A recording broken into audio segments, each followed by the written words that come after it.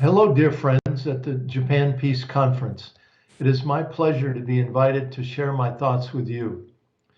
As I write this on November 5th, the presidential race in the United States is still undecided.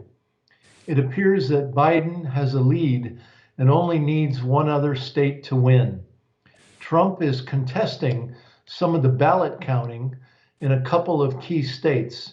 He vows to take it to the Supreme Court, which the right wing now fully controls. Anything could happen. You know that the US is divided these days, dangerously so.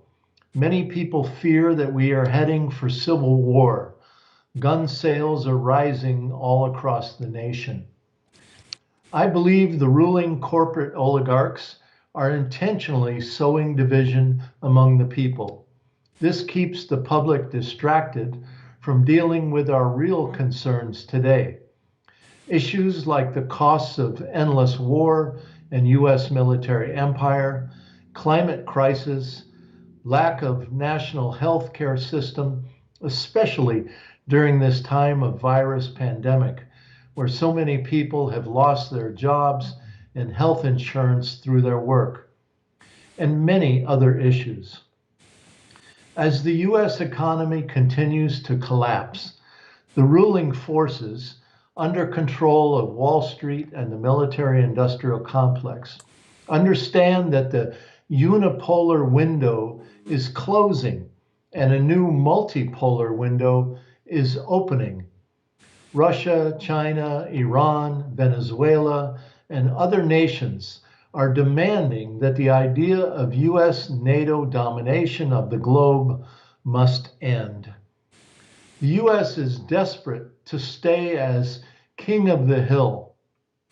It is willing to face the possibility of global nuclear war as Washington and Brussels encircle Russia and China with so-called missile defense systems that are key elements in Pentagon first strike attack planning. Missile defense is the shield to be used to pick off retaliatory strikes by Moscow and Beijing after a US preemptive attack. Sadly, Washington is using Japan, Okinawa, South Korea, Guam, Australia, and other Pacific nations as staging grounds for such a possible war. At the same time, the US is basing missile defense systems in Romania, Poland, Turkey, and on board Navy Aegis destroyers in waters near Russian and Chinese borders. These moves are all clear provocations. Even if Biden wins the US election, I don't see any fundamental change in this aggressive strategy.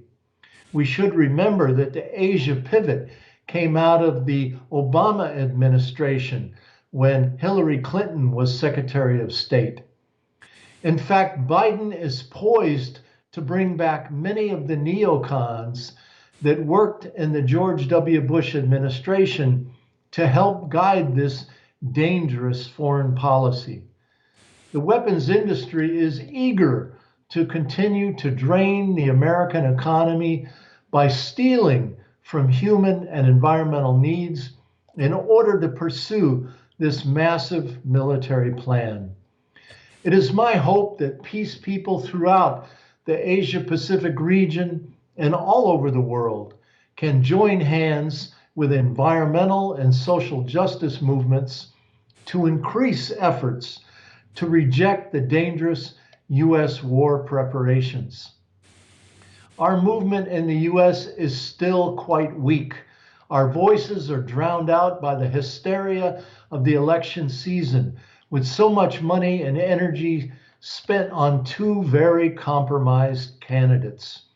May I remind you that Joe Biden was one of the chief architects of the illegal and immoral 2003 shock and awe invasion of Iraq while he was in the US Senate. We must unify our global movements to nonviolently resist militarism in all of our home nations We must demand that national resources be used to help deal with our real problems, climate crisis, and the virus pandemic. In my hometown of Bath, Maine, in the Northeast Atlantic coast, we have for many years been campaigning and demanding the conversion of the Navy shipyard to sustainable technology development. The Pentagon is the largest industrial polluter on our fragile planet. We are calling for the building of commuter rail systems, offshore wind turbines, and tidal power systems, rather than more warships that are continually being sent to surround and provoke Russia and China. We celebrate the hard work of global peace workers to ban the nuclear bomb. This is a great achievement. Now we must address the reality that dangers persist as long as the US and its allies continue to expand their militaries and point loaded guns at the heads of nations like Russia, China, Venezuela, Syria, and more.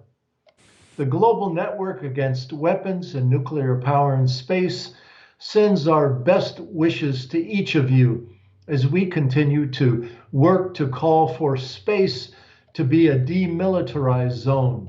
We can't allow this insane arms race on Earth to move next into the heavens.